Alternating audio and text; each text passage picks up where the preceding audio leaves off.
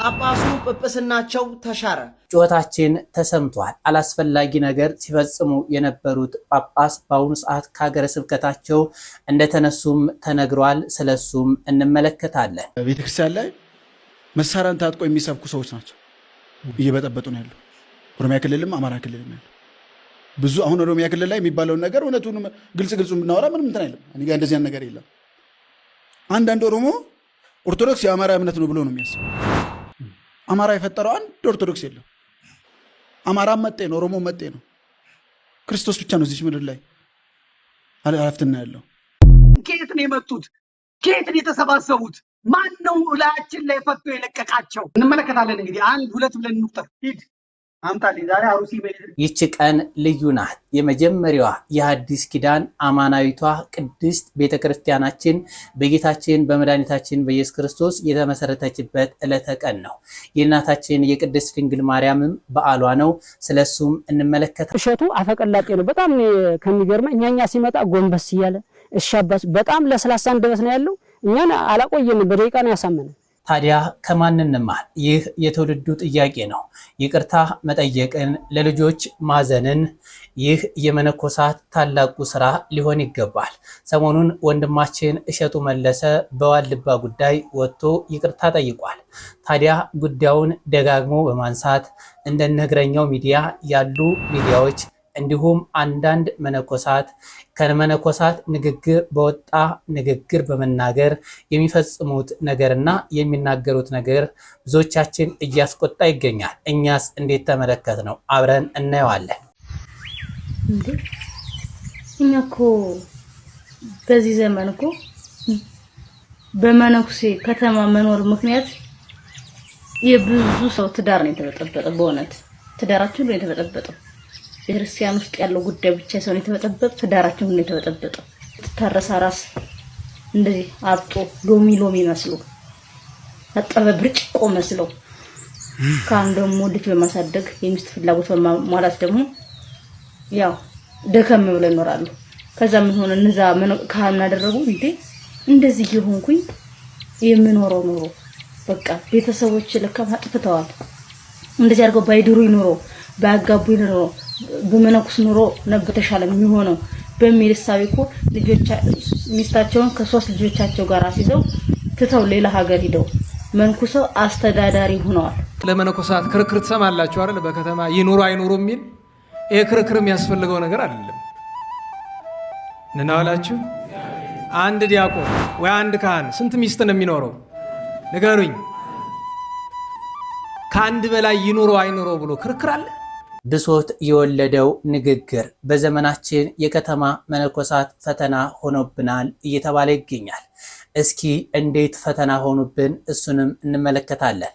እነዚህንና ያስተምሩናል፣ ይገስጡናል ያልኳቸውን ቪዲዮ ሲቀርብ ያለው ሰላም ሁላችሁም በያላችሁበት ሀገርና ሰዓት አቆጣጠር እንኳን ለዕለተ ሰንበት እንዲሁም ቅድስት ቤተክርስቲያናችን በሐዲስ ኪዳን ለተመሰረተችበትና ለእናታችን ለቅድስት ድንግል ማርያም በዓል አደረሳችሁ አደረሰን። ይህ ቪዲዮ ከደረሳችሁ ቪዲዮውን ላይክ፣ ሰብስክራይብ፣ ሼር በማድረግ ለተወዳጅ ክርስቲያናዊ እህት ወንድሞቻችን አደርሱልኝ በትና ጠይቃችኋለሁ። ቀጥታ ወደ ቪዲዮቹ እንሄዳለን። እኛ ኦርቶዶክሳውያን ደማችን በላይብራቶሪ ሄዶ ቢመረመር እርግጠኛ ነኝ ሪዛልቱ ማርያም ማርያም ማርያም ማርያም ማርያም ማርያም የሚል ይመስላል አይደል እንዴ? እስቲ አመስግኗት በእውነት ይቺን እመቤት። የላችሁም እንዴ ስሟን ጠርታችሁ ከጭንቅ የተገላገላችሁ የላችሁም? ስሟን ጠርታችሁ ያለ አንድ አዋላጅ ያለ አንድ ነርስ እንደው መብርሃን ካጠገባችሁ ሆና ማይጸናችሁን ከፍታ በልጅ የባረከቻችሁ የላችሁም? አመስግኗት እመቤታችን። የዛሬዋ ቀን ልዩ ናት። ጌታችን መድኃኒታችን ኢየሱስ ክርስቶስ የሐዲስ ኪዳን አማናዊቷን ቤተክርስቲያን በኬልቄዶን በቂሳሪያ አውራጃ ሐዋርያት ትሿት የነበሩትን ይችን የሐዲስ ኪዳን ቤተክርስቲያን ራሱ ቀድሶ ራሱ ሐዋርያትን አቁርቦ ቅዱስ ጴጥሮስን የበላይ አለቃ ወይም ጳጳስ አድርጎ የሾመበት ዕለተ ቀን ነው። እስኪ ትንሽ እንስማ። ሰኔ 21ን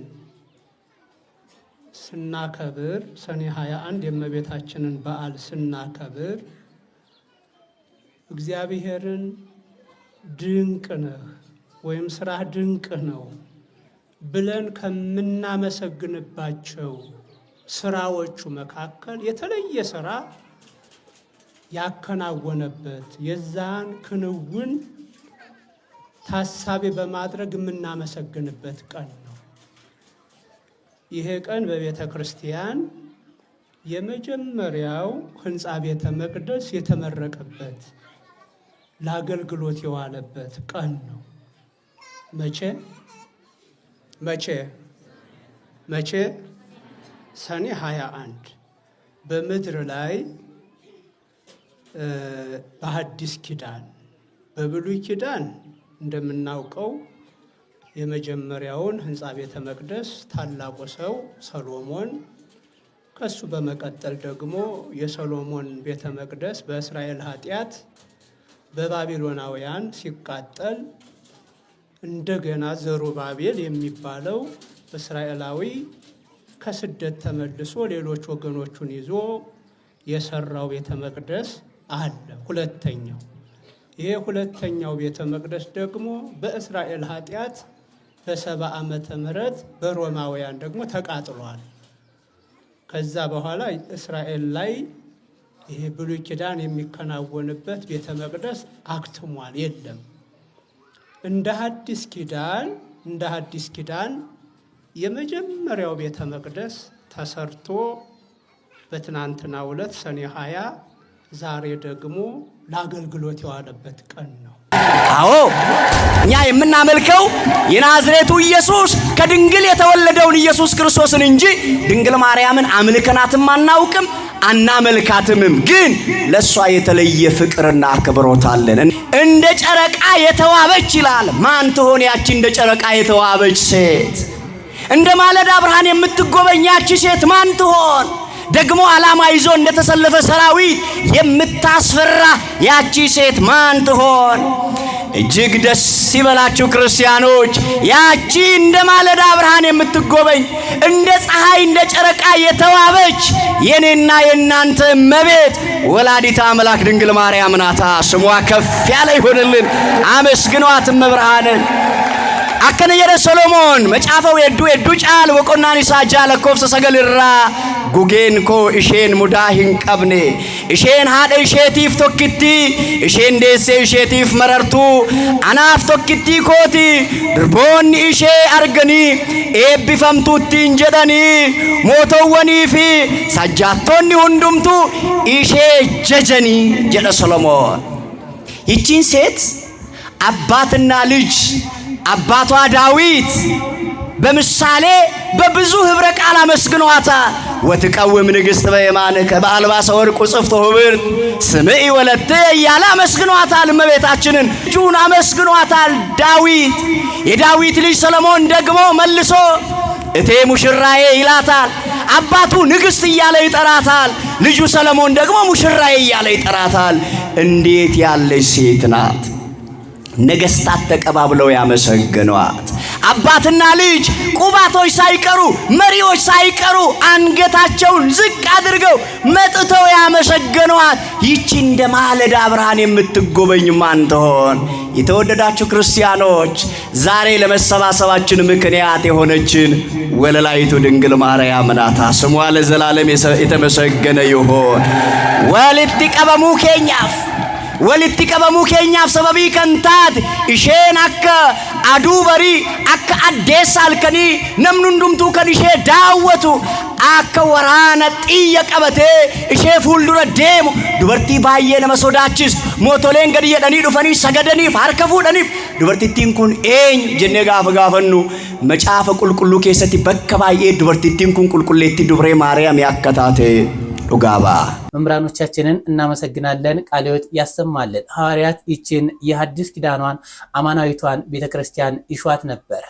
ምዕመናንን ካስተማሩ በኋላ ተሰብስበው የሚቆርቡበት አንድ ቤተክርስቲያን የላቸውም ነበር።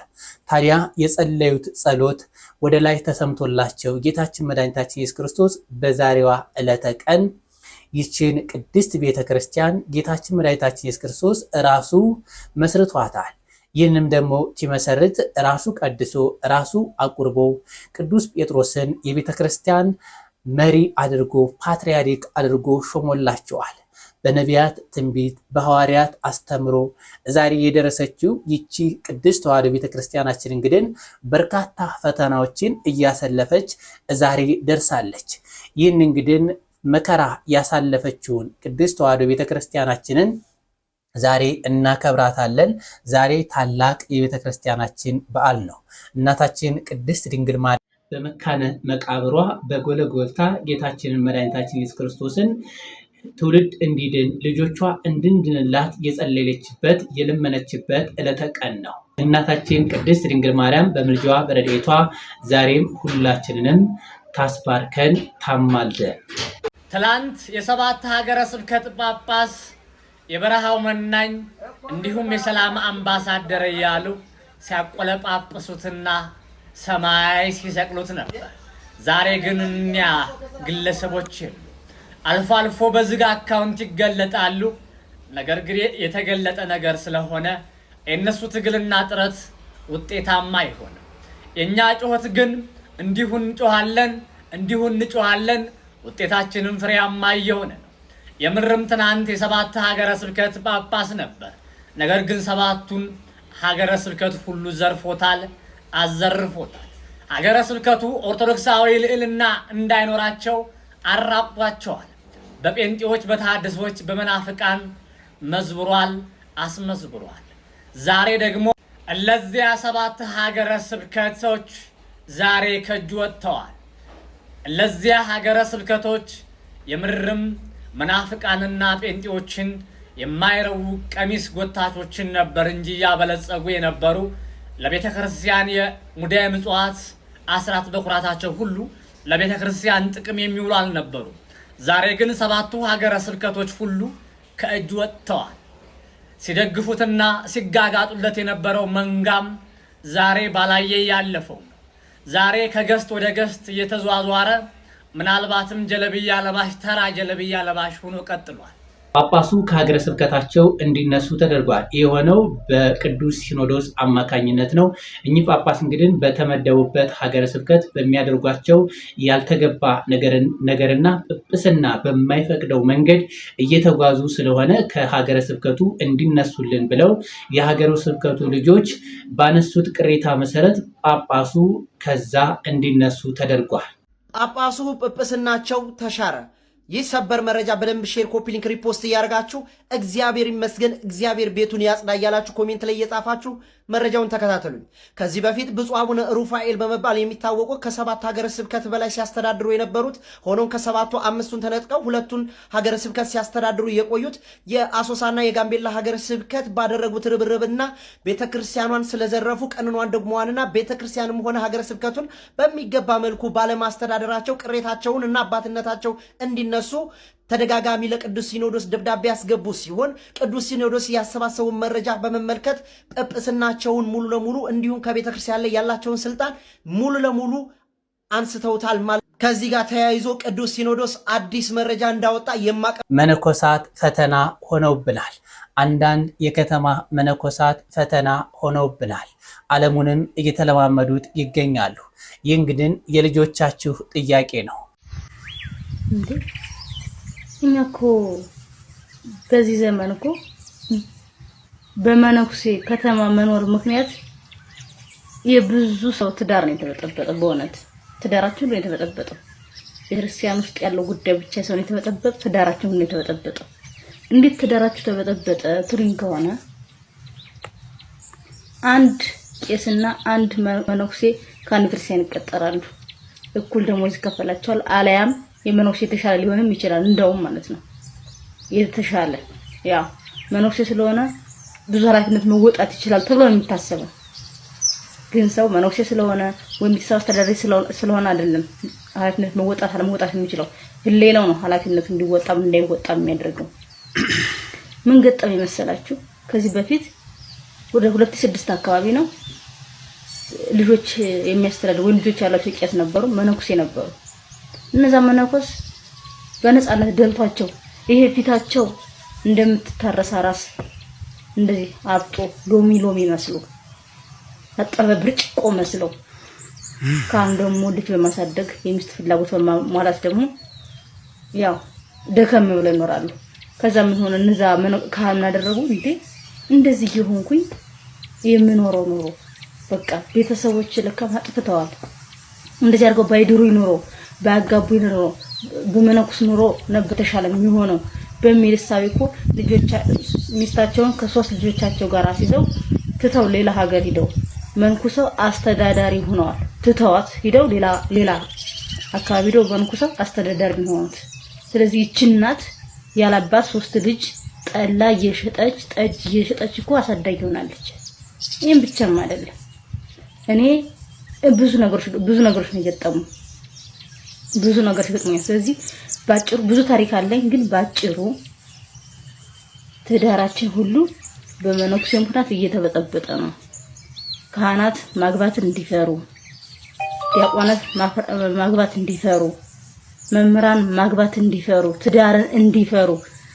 ልጅ ማሳደግ እንዲፈሩ አድርገውብናል መነኮሳት ይሄን ሁሉ አደረጉብን ምክንያቱም ባለሀብት ሆኖ የሚታየው መነኩሴ ነው በነፃነት የሚኖረው መነኩሴ ነው አምሮበት ወዛ ብሎ የሚኖረው መነኩሴ ነው ጋንጃው እንደዚህ የሚኖረው መነኩሴ ነው የታጠበ ብርጭቆ መስሎ የሚኖረው መነኩሴ ነው እስቲ ካህን ይሁብኝ እስቲ ቄስ ይሁብኝ እስኪ ድርቅ ያሉ ቀበቷቸው ካንጀታቸው የገባ ፊታቸው ጥውልዝ ያለ ወይም ጥብስብስ ያለ ፊት የምታይባቸው ቄሶች ከሆኑ መነኩሴ ከሆኑ እስኪ ይሁብኝ ጥርት ያሉ እንኳን ሴት ልጅ ወንድ ልጅ ልኮ የሚያሳስቱ ናቸው ያውን መነኮሳት ስለዚህ በእውነት እኒን እንደነዚህ አይነት ከተማ ለከተማ ይወደለደሉ የባለ ትዳርን ቤት የሚበጠብጡ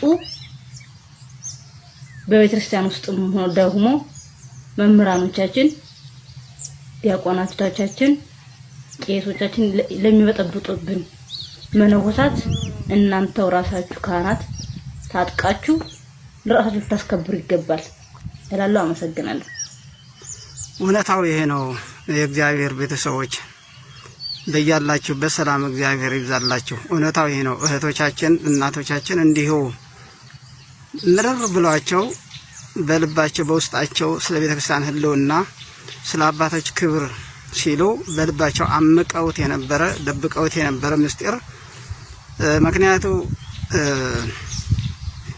ብሶት የወለደው ሲበዛ እንግዲህ ግልጹ ተናግረውታል ብዙ በዚህ ላይ መናገር አልችልም አሁን ግን ይሄ ቪዲዮ ወደ እናንተ ሲደርስ ሼር ኮፒ ሊንክ ሪፖስት እያደረጋችሁ ትልልቅ ሚዲያ ወዳላቸው ሰዎች አድርሱልኝ ማለት ወዳለው እህታችን አመሰግናለሁ ወስብሐት ለእግዚአብሔር ለመነኮሳት ክርክር ትሰማላችሁ አይደል በከተማ ይኑሩ አይኑሩ የሚል ይሄ ክርክር የሚያስፈልገው ነገር አይደለም ነናላችሁ አንድ ዲያቆን ወይ አንድ ካህን ስንት ሚስት ነው የሚኖረው ንገሩኝ ከአንድ በላይ ይኑሩ አይኑሩ ብሎ ክርክር አለ እንደዛ አይነት እኮ ነው መነኩሴ በከተማ ይኑር አይኑር ብሎ ክርክር ማነሳት ማለት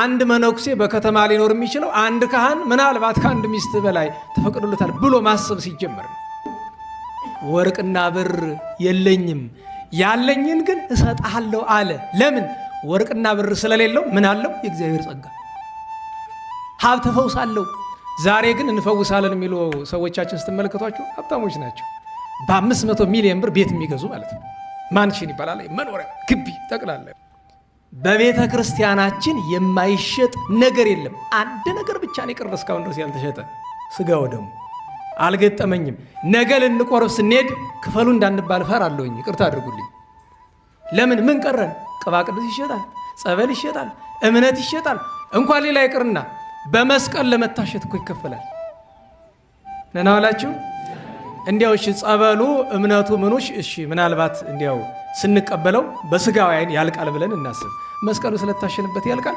ለምንድነው በመስቀል ለመታሸት የምንከፍለው አንድ ገዳም ምእመናንን ኑና ከመነኮሳት ጋር ተቀላቀላችሁ ባላ ክብሩ ተብሎ ጥሪ አለ ወይ መነኮስ ከጥቁር ራስ ጋር ይኖራል አንድ ዋልድባ ይኖረ አጣኝ ነበር 16 ዓመት ዋልድባ ይኖረ ቋርፍ እየተመገበ እኔ ትክልኝ ጋር ያለውኝ እህት ወዛለች መነኩሴ ናት ከሷ ዘንድ ሊጠይቃት መጣ ከዋልድባ ወጥቶ መጣና ሽሮ አቀረበችለት ሲበላ አስታወቀው ለምን ቋርፍን የለመደ ቀስ እያለ ሽሮውን ለመደው። ልብ በሉ ስተቱ እሱም ሲመጣ ቋርፉን ሳይዝ መምጣቱ፣ እህቱም መናኝ ሆና ሳለ ባለመረዳት ሽሮ አቀረበችለት። ቀስ እያለ ሽሮውን ለመደውና ወራት ተቆጠሩ። ከዛ አንድ ቀን አንተ የኔ ወንድም ወደ ገዳም ተመለስ እንጂ እንዴት ነው ነገሩ አለችው። አይ የማይሆነውን አይላትም። ምክንያቱም መነኮሳትን ወደ ከተማ የሚያፈልሳቸው ሁለት ነገር ነው እናውቀዋለን። አንደኛ የመንኩስና ሕይወቱን ስለማይችሉት፣ ምክንያቱም ወደ መንኩስና የተገባው ለመንፈሳዊ ምክንያት ስላልሆነ አይችሉትም። ሁለተኛውና ዋናው ትልቁ ምክንያት ወደ ከተማ የሚያስገባቸው ፍቅር ነው አይደል? በዓለም ታሪክ ቤተ ክርስቲያን እንደዚህ ዘመን በፍቅር ነው ተፈትና አታውቅም። በ11 ታላቅ ሰማዕት ቅዱስ ገላውዲዮስ፣ ኢትዮጵያዊ ጻድቅ በግብፅ የነበሩት አቡነ ገብረ ኢየሱስ፣ ኢትዮጵያዊ ጻድቅ ሌላኛው አባ ገላውዲዮስ የሸዋው፣ ሌሎችም ቅዱሳን ዓመታዊ በዓላቸው ነበር። እናታችን ቅድስት ክርስቶስ ክብረ አባ ክርዳኑ ነበሩ። በ12 ሊቀ መላእክት ቅዱስ ሚካኤል፣ እናታችን ቅድስት አፎሚያ፣ ቅዱስ ባይራን፣ አባ ቄርሎስ፣ አባ ዮስጦስ፣ አባ ለእስክንድሮስ ሶስቱም ሊቃነ ጳጳሳት ናቸው። እና ኢትዮጵያዊ ጻድቅ ንጉስ ቅዱስ ላሊበላ። ቅዱስ ላሊበላ የሚታወቅ በምንድን ነው? በመንኖ ጥሪት ወልድ ይቅርታ መጠየቅን፣ በልዝብ አንደበት ልጆችን ማስረዳትን፣ ይቅርታ የጠየቁትን ደግሞ ይቅርታ ማድረግን ከናንተ ከመነኮሳት አባቶቻችን ልንማር ይገባል። አንድ ድርጊት ይቅርታ ከተጠየቀበት ያን ድርጊት እንግዲህ መልሶ ደጋግሞ ማንሳት አይገባም። ሰሞኑን ወንድማችን እሸቱ መለሰ ወጥቶ የዋልባ አባቶችን ይቅርታ ጠይቋል። የሰራው ስተትንም አምኖ ይቅርታ ጠይቋል። ታዲያ እግረኛው ሚዲያ ምን ፈልጎ ይሆን ደጋግሞ እየሄደ የዋልድባ አባቶች ችግር ከእሸቱ መለሰ ጋር እያገናኘ አባቶች እየወጡ በየሶሻል ሚዲያው እንዲናገሩ የሚያደርገው? ለመሆኑ ችግር ካለስ ችግሩን እዛው መፍታት ይችል ነበር። ወንድማችን እግረኛው ሚዲያን የሚመራው ተክለ ሃይማኖት የሚባለው ሰውዬ ምን ፈልጎ ነው? ወይስ እሱም የሚዲያ ጥማት ገጥሞት የሚዲያ ጥማቱን ለማሳካት ነው? በዚህ ጉዳይ በተደጋጋሚ ገዳም ድረስ ካሜራ ጭኖ ሂዶ ፕሮግራም እስከ መስራት ያደረሰው ነገር ይህን ሚዲያ አልገባኝም። እኔ ኮሜዲያን እሸቱ አጥፍቻለሁ ይቅርታ አለ፣ አባቶችም ይቅር አሉት አይደለ? ምንድነው? እኔ አልገባኝም። ከቤተ ክርስቲያን ስርዓትና ዶግማ ጋራ በጣም ስለተምታታብኝ ነው። ፈተና የምትሆናቸው ለምንድን ነው? በየገዳሙ እየሄዳችሁ እስቲ እንስማቸው። ለእሸቱ መለሰ ስመ ክርስትና ወልደ ገብርኤል በዋልባ እንዳልሻ ቅድስት ኪዳነ ምሕረት ዘተስፋ ሐዋርያት አንድነት ገዳምና በገዳሙ ስም በተሰበሰበው ማህበረ መነኮሳት ስም የምናስተላልፍልህ የክፉ ስራ ውጤት ምን ነው? ምን አገኘህ ልጃችን? እግዚአብሔር አምላክ ፈቅዶ ወይታችን ወዳ ወደዚህ በጣም ግራ የገባኝ ነገር ይሄ ሚዲያ ማለት ነው እዛ ሂዶ ስለ ኮሜዲያን እሸቱን በተደጋጋሚ መስራት ያስፈለገው ውግዝ ነው ያስወገዘው ነው ወይስ ምንድነው? እኔ አልገባኝም። ያስረገመው ነው ማስተላለፍ የፈለጉት መልእክት? ምክንያቱም ምንድነው የሚለው? ወንድም ቢበድልህ ለብቻው ምከረው፣ እምቢ ካለ 2 3 ሆነ ምከረው፣ አሁንም እምቢ ካለ በአደባባይ ተናገርበት ይላል።